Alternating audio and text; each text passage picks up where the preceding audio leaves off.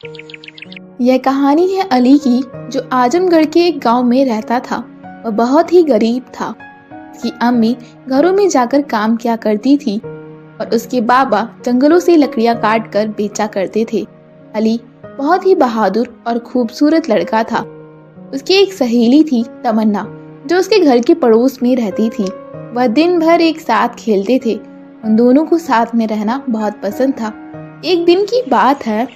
अरे बेटा अली, अली कहाँ हो?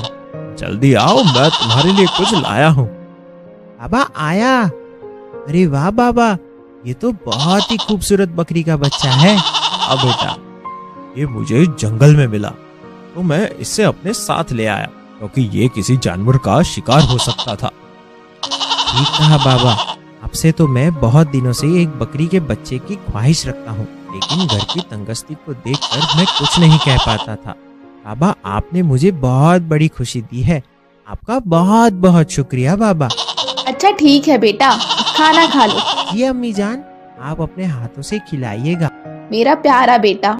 अली उस बकरी के बच्चे का नाम शेरू रखता है। बाबा, मैंने इसका नाम शेरू रखा है।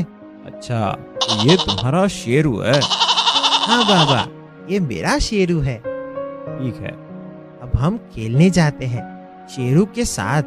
जंगल में बेटा कहीं दूर मत जाना, पास में ही जाना, वहाँ जंगली जानवर होते हैं। ठीक है बाबा, हम दूर नहीं जाएंगे, बस पास में ही जाएंगे। इस तरह वह दोनों शेरू को लेकर जंगल की ओर जाते हैं और वहाँ उसे हरे हरे पत्ते तोड़कर खिलाते हैं। शेरू को खाता देख वह दोनों बहुत खुश होते हैं। तमन्ना, ये देखो मेरा शेरू कितना सुंदर है, वो कितना बहादुर और अच्छा है, वो मुझे भी पसंद है। वह दोनों शेरू को रोज घुमाने के लिए ले जाते हैं। समय बीतता जाता है और शेरू बड़ा हो जाता है। बाबा देखो, मेरा शेरू कितना बड़ा हो गया है, लेकिन मैं तो इतना का उतना ही हूँ। मैं बड़ा क्यों नहीं हुआ? बेटा जानवर जल्दी बड़े हो जाते हैं। बाबा, अब तो मैं इसके ऊपर बैठकर भी घूम सकता हूँ। शेरू अब तुम्हारी सवारी बन चुका है। तो शेरू, हमें गिराना नहीं। उधर अली के बाबा का काम धाम बिल्कुल खत्म हो चुका था। घर की हालत बिगड़ती चली जा रही थी। अरे अली की माँ, बेटा अली कहाँ है? वह तो अपने हीरो के साथ ही दिन भर घूमता रहता है। न खाने का न पीने का उसे होश है, सिर्फ शेरू के प्यार में ही जीता है। वो तो ठीक है, अभी वो छोटा भी तो है, उसे खेलने दो। अभी उसके साथ बचपन के दिन रात सुहाने होते हैं। नहीं, आज दिन भर घूमा, कहीं काम नहीं मिला। या अल्लाह हमारी मदद अदा फरमा। बकरा ईद का त्योहार भी नजदीक आने वाला है। मेरे सर पर तो इतना कर्ज हो चुका है, कैसे कर्ज उतारूंगा? बाल बाल कर्ज में है और घर का किराया भी दिन ब दिन बढ़ता जा रहा है। किसी भी दिन मालिक यहाँ आ सकता है। आप फिक्र मत करिए, अल्लाह पर भरोसा रखिए। कोई ना कोई रास्ता अल्लाह जरूर निकालेगा। अल्लाह ने चाहा तो सब ठीक हो जाएगा। तभी अली आता है।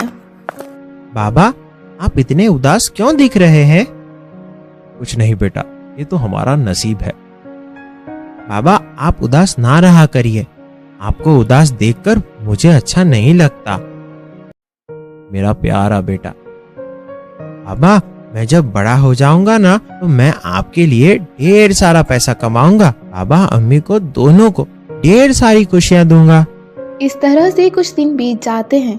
एक दिन गांव में बकरा दौड़ की प्रतियोगिता होती है और जीतने वाले को 20,000 का इनाम था। अली पोस्टर देखकर खुश हो जाता है और कहता है, देख शेरू, हमारी गरीबी दूर होने का टाइम आ चुका है। शेरू, तुम्हें हमारी मदद करनी ही होगी। तुम्हें पता है ना बाबा कितनी दुखी है। मुझे बाबा को खुश करना है। बाबा का काम बिल्कुल नहीं चल रहा है। शेरू, अब हमें और तुम्हें मिलकर बाबा की तंगस्ती को दूर करना है। शेरू भी इशारे में गर्दन हिलाता है। अली उस कैंप के पास जाता है और वहाँ पर खड़े बाहुबली से पूछता है, बाहुबली जी, क्या यह बकरे की दौड़ प्रतियोगिता है?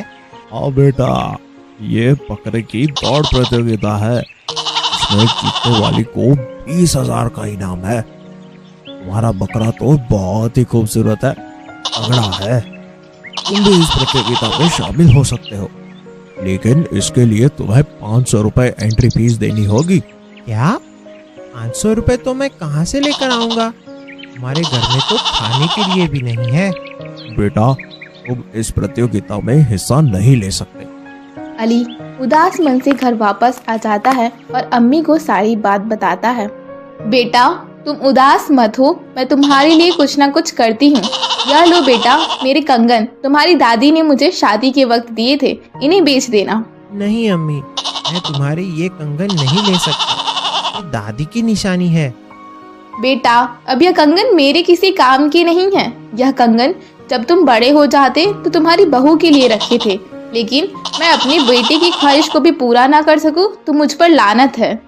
अली अम्मी की बातों को सुनकर रंगीन हो जाता है। अली शेरू के पास जाता है और कहता है, देख शेरू, ये मेरी दादी की निशानी है जो मैं अभी इसको गिरवी रखकर इस प्रतियोगिता में हिस्सा लूंगा, ताकि हम इस इनाम की राशि जीत कर कंगन और बाबा की तंगस्ती को दूर कर सके। अगले दिन अली उस कैंप के पास जाता है और बाहुबली से कहता है, एंट्री कर दीजिए मेरी भी, इस दौड़ में हिस्सा ले रहा हूँ। ठीक है बेटा, क्या नाम है तुम्हारा और इस बकरे का? अली का शेरू। और अगले दिन आखिरकार वह सुबह होती है जिसका अली को और सबको इंतजार होता है। गांव में एक गोलू नाम का लड़का था जो बहुत ही शरारती था। मैं भी इस रेस में शामिल होने आया हूँ। अली देख, मेरा भी बदला तेरी तरह तगड़ा है। हमसे जो टकराएगा तूल तूल हो जाएगा। ये इनाम तो मैं ही जीतूंगा। तभी सारे गांव वालों के बकरे लाइन में लग जाते हैं। भाग शेरू भाग, आज हमारी इज्जत का सवाल है। इस तरह से रेस चालू हो जाती है और सबके बकरे दौड़ने लगते हैं। यह दौड़ काफी लंबी थी जो जंगल के रास्ते होते हुए वापस आनी थी। अली सबसे आगे होता है और उनके पीछे गोलू आ रहा होता है। यह दोनों सबसे आगे होते हैं। अरे दौड़ कालू दौड़, तू तो गोलू का कालू है। अली के बच्चे को सबक सिखाना है। दौड़ कालू। लेकिन अली तो अली ही है, वह दौड़ते चले जाता है। अली इतनी तेज दौड़ रहा होता है कि गोलू के मन में तभी एक शरारत सूझती है। वह कुछ ही दूरी पर तार बांध देता है जिस रास्ते से अली को वापस आना होता है। शेरू भी इतनी तेज दौड़ रहा होता है कि उन्हें वहां लगा हुआ तार दिखाई नहीं देता। जैसे ही वह दोनों तार से टकराते हैं, गिर जाते हैं। ऐसा लगा मेरा दिमाग, तो ये सब तुम्हारा कराया था? ये जीतने के लिए दोस्त नहीं, दिमाग भी लगाना पड़ता है। उधर गोलू हंसता हुआ निकल जाता है। इधर अली और शेरू को बहुत चोट आई होती है। अली रोने लगता है। अली शेरू से कहता है, एक शेरू, अगर ये रेस हमने नहीं जीती तो माँ के कंगन चले जाएंगे और हम पर और कर्जा हो जाएगा। मुझे तुझ पर भरोसा है शेरू, मेरा नाम अली है। और उठ शेरू, अली का नाम लेकर उठते हैं। चल उठ शेरू, चल उठ शेरू।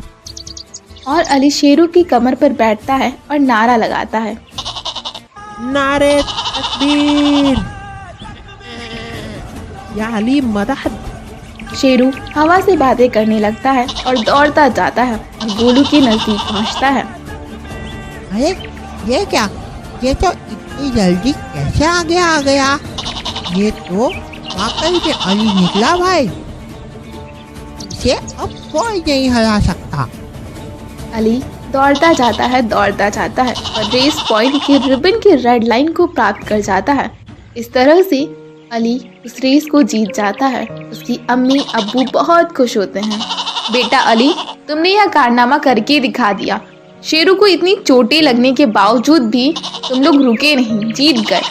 अल्लाह ने तुम्हारा साथ दिया। देखो बाबा, मैंने कहा था ना, अल्लाह हमारे साथ है तो हम किसी भी जंग को जीत सकते हैं। ठीक कहा बेटा, अल्लाह कोशिश और हिम्मत करने वालों के साथ है। ठीक कहा भाई, मुझे माफ कर लेना। अल्लाह की रहमत से मेरी भी आंखें खुल गई है। अभी किसी के लिए बुरा नहीं सोचूंगा, ना ही बुरा करूंगा। मुझे माफ कर लेना मेरे भाई। इस तरह गोलू को इनाम के लिए स्टेज पर बुलाया जाता है। ये लो बेटा, तुम्हारे इनाम के पैसे। तुम बहुत बहादुर हो। तुम्हारा शेरू भी बहुत बहादुर है। जी शुक्रिया। इस तरह सभी लोग बहुत खुश होते हैं। अली को इनाम के पैसे वापस मिल जाते हैं और कंगन वापस लाकर वह अपनी अम्मी जान को वापस कर देता है। ये लो अम्मी जान, आपके कंगन मेरी दादी की निशानी थी, तो मैं इसे कैसे जाने देता। अली शेरू को गले लगाकर प्यार करता है और कहता है, मेरा शेरू मुझे दुनिया में सबसे प्यारा है। अगले दिन शेरू गांव में टहल रहा होता है। तभी कुछ चोरों की नजर शेरू पर जाती है। अरे मिठीलाल, ये बकरा तो बहुत ही मोटा ताजा है।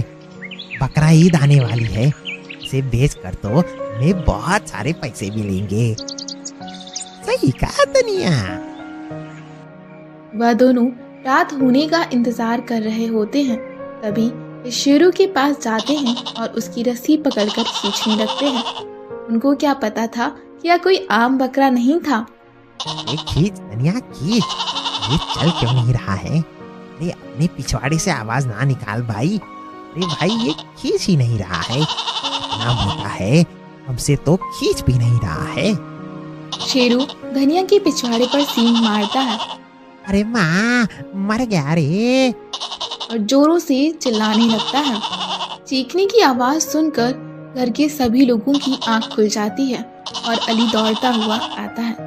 तो तुम लोग मेरा शेरू चुराने आए थे? ये बकरा नहीं, मेरा भाई जैसा है, तुम्हारे लिए अकेला ही काफी है। तभी वह दोनों दुम दबाकर भाग जाते हैं। बकरा ईद का त्योहार नजदीक आ जाता है। अली के बाबा अली से कहते हैं, बेटा अली, ईद आ गई है। हाँ बाबा, मैं जानता हूँ आप मुझसे क्या कहना चाहते हो। अली और बाबा दोनों की आंखों में आंसू आने लगते हैं। इतने में अम्मी भी आ जाती हैं और वह दोनों की बातें सुनकर गमगीन हो जाती हैं। बेटा, हमें अब उस शेरू को अल्लाह की राह में कुर्बान करना होगा। नहीं बाबा, नहीं, मैं शेरू के बिना कैसे जीऊंगा। मैं जानता हूँ मेरे बच्चे, ये तुम्हें सबसे अजीज है। देखो ना अम्मी, बाबा मुझसे क्या मांग रहे हैं, जिसके बिना मैं जी नहीं सकता, वो चीज बाबा मुझसे मांग रहे हैं। बेटा अली, सब्र रखो, क्योंकि मरने के बाद यह तुम्हें अल्लाह के घर वापस दे दिया जाएगा। अल्लाह की राह में हम जो भी चीज़ कुर्बान करते हैं, अल्लाह हमें वो वापस अदा कर देते हैं। जो चीज़ हमारे दिल से जुड़ी होती है, प्यारी और सबसे अजीज होती है, उससे अल्लाह हमें वापस कर देता है। और यह तो तुम्हारे लिए खुशनसीबी होगी कि बेटा तुम अपनी सबसे प्यारी चीज़ अल्लाह की राह में कुर्बान कर रहे हो। अल्लाह तुम्हें सब्र देगा और कामयाबी अता फरमाएगा। तुम मेरे बच्चे गमगीन ना हो। अम्मी जान, ऐसे गमगीन ना हो। मैं समझ सकती हूँ तुम्हारा दर्द बेटा। तभी तीनों मिलकर लिपट कर रोने लगते हैं और अली को दिलासा देते हैं। उधर शेरू की भी आंखों में आंसू आ जाते हैं। तभी अली शेरू से भी लिपट कर रोने लगता है। या अल्लाह, हमें सब्र अता फरमा और हमारी कुर्बानी को जायज मकाम देना। हमसे जो भूल चूक हुई हो, हमें उसे माफ अता फरमाना। बाहर दरवाजे पर खड़ा कसाई आवाज देता है, अली के बाबा आ जाइए, शेरू को लेकर, इसे हमें अल्लाह की राह में कुर्बान करना है। शेरू हम अल्लाह के घर पर मिलेंगे, तुम मेरा इंतजार करना। सब लोग हाथ उठाकर दुआ करते हैं शेरू के लिए, हमारी कुर्बानी को अता फरमा। इस तरह शेरू को अल्लाह की राह में कुर्बान कर दिया जाता है। यह कहानी है आजमगढ़ में रहने वाली रेशमा की, जो बहुत ही गरीब थी, जो लोगों के घरों में काम करके अपना गुजर बसर किया करती थी। उसके 2 बच्चे थे, नाजिम और बेटी इल्मा। और कुछ दिनों में रमजान का महीना आने वाला था। भाई, इस बार रमजान के महीने में हमें फ्रूट खाने को मिलेंगे या नहीं? पता नहीं। क्या इस बार भी हम फ्रूट नहीं खा पाएंगे? सेठ जी के घर मैंने देखा है, कितने बढ़िया बढ़िया फल फ्रूट, बिरयानी, शिकंजी और कई तरह के शरबत होते हैं। उन्हें देखकर मेरा भी मन बहुत ललचाता है। भाई, पर हम क्या करें, हम गरीब है ना, ये सब हमारी औकात के बाहर है।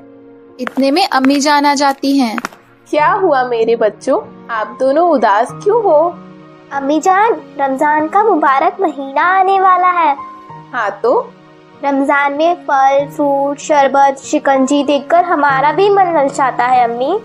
अच्छा, तो यह सब सोचकर तुम उदास हो?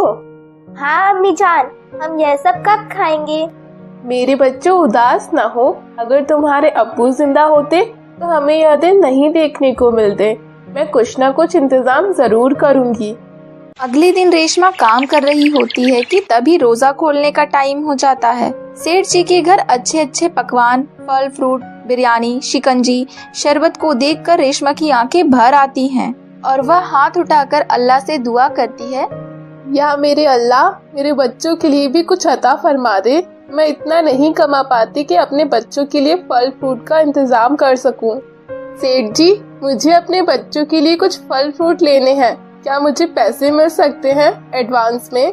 रमजान का महीना चल रहा है। तुम गरीब सिर्फ पानी पीकर ही रोजा रखो, तुम्हारे बस का कुछ नहीं है। फल फ्रूट बिरयानी तुम्हारी औकात से बाहर है, इसके बारे में कभी सोचना भी मत। सेठ जी ऐसे ना कहिए, अल्लाह के यहाँ देर है अंधेर नहीं। अल्लाह ने आपको दिया है तो आप इस तरह से घमंड नहीं कर सकते। ठीक है, मुझे घमंड है ना, तो कल से तुम्हें काम पर आने की कोई जरूरत नहीं। जाओ, निकल जाओ यहाँ से। रेशमा के ऊपर तो दुखों का पहाड़ टूट जाता है। रेशमा की आंखें नम हो जाती हैं। वह घर पहुँचती है, दोनों बच्चों को गले लगा लेती है। बच्चे माँ की आंखों को नम देखकर गमगीन हो जाते हैं। आप रोगी तो हमें भी रोना आएगा। क्या हुआ अम्मी जान? कुछ नहीं बेटा, बस मैंने तुम लोगों के लिए फल फ्रूट मांगे थे सेठ जी से, तो उन्होंने मुझे बहुत बुरा भला कहा और नौकरी से भी निकाल दिया। अम्मी जान ना रोइए, कल से मैं भी कोई काम देखने जाऊंगा। मैं अपनी माँ को रोता हुआ नहीं देख सकता। अभी तुम्हारी उम्र खेलने कूदने की है बेटा, ना कि काम करने की। अम्मी जान आप रोइए मत, अल्लाह ताला कोई न कोई अपना फरिश्ता जरूर भेजेगा जो हमारी मदद कर सके। और रमजान के इस मुबारक महीने में अल्लाह ताला किसी को मायूस नहीं करता, सबके घर अपनी रहमत बरसाता है। तो जरूर हमारे घर भी कभी न कभी अल्लाह ताला रहमत बरसाएंगे। तीनों मिलकर रोने लगते हैं और अल्लाह से दुआ करते हैं कि उनकी तकलीफों को अपनी रहमत से दूर अता फरमाए। अगले दिन नाजिम काम की तलाश में बाहर जाता है। रास्ते में वह देखता है कि एक गाड़ी का एक्सीडेंट हो जाता है और उस कार का आदमी बहुत तड़प रहा होता है। नाजिम उसे उठाकर अपने घर ले आता है।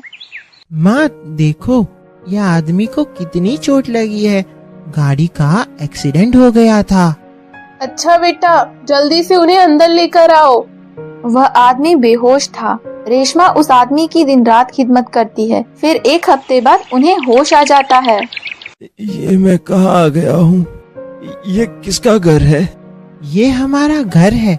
मेरी माँ ने दिन रात आपकी खूब खिदमत की, जिससे आप होश में आ सके, और माँ ने आपकी बहुत सेवा की है। यह सब देखकर वह आदमी बहुत खुश होता है। बेटी, तुम्हारा नाम क्या है? मेरा नाम इल्मा है। मेरी माँ काम की तलाश में रोज बाहर जाती हैं, पर उन्हें कोई काम नहीं मिलता। तो आप लोग रोटी कैसे खाते हो?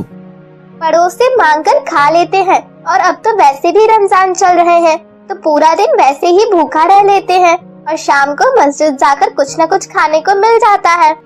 उनकी दास्तान सुनकर वह आदमी बहुत ही गमगीन हो जाता है और अल्लाह से मन ही मन कहता है, या मेरे अल्लाह, शायद यही तेरी रहमत है जो मुझे यहाँ तक लाई है। अब मैं इन सबको अपने साथ ले जाऊंगा, शायद मुझे अपना खोया हुआ परिवार मिल जाए। इतने में रेशमा आती है। अरे आप उठ गए जी। आपका शुक्रिया। बच्चों ने बताया कि आपने मेरी कितनी खिदमत की है, जो शायद मेरी बीवी भी ना कर पाती। अगर आपको एतराज ना हो तो मैं एक बात आपसे कहना चाहता हूँ। जी कहिए। मेरा भी इस दुनिया में कोई नहीं है। मेरी बीवी बच्चे एक ट्रेन के हादसे में मारे गए थे। शायद आज अल्लाह ने मुझे मेरा खोया हुआ परिवार वापस कर दिया है। क्या आप मुझसे निगाह करेगी? इन बच्चों की परवरिश भी जरूरी है और मुझे भी एक परिवार मिल जाएगा। यह सुनकर वह सब बहुत खुश हो जाते हैं। तभी वह गाड़ी लेकर आ जाता है। वह आदमी उन सबको अपने घर ले जाता है। ये घर तो कितना बड़ा है। हाँ, मैंने तुमसे कहा था ना, इस मुबारक महीने में अल्लाह ताला अपना कोई न कोई फरिश्ता जरूर भेजेगा जिससे हमारी गरीबी दूर हो सके। हाँ, सही कहा बहन, अल्लाह ने हमारी सुन ली। अल्लाह के यहाँ देर है, अंधेर नहीं। इस तरीके से उन दोनों का निकाह हो जाता है। इस रमजान के मुबारक महीने में इस गरीब परिवार को एक फरिश्ते के रूप में इंसान मिल जाता है। उनकी गरीबी दूर हो जाती है और वह सब अल्लाह से दुआ करते हैं, या मेरे अल्लाह, हर किसी गरीब को अपनी रहमत से नवाजना, हर एक गरीब की गरीबी दूर करना, जैसे तूने हमारी गरीबी दूर की है। एक वक्त ऐसा था, हमारे पास खाने के लिए कुछ नहीं था, आज हमारे पास सब कुछ है। अल्लाह का शुक्र है कि दस्तरखान पर हर एक नेमत मौजूद है। अल्लाह तेरा लाख लाख शुक्र है। और फिर अजान होने लगती है, वह सब रोजा खोलने लगते हैं। अगर हमारी कहानी अच्छी लगे तो लाइक करें, शेयर करें और सब्सक्राइब करें।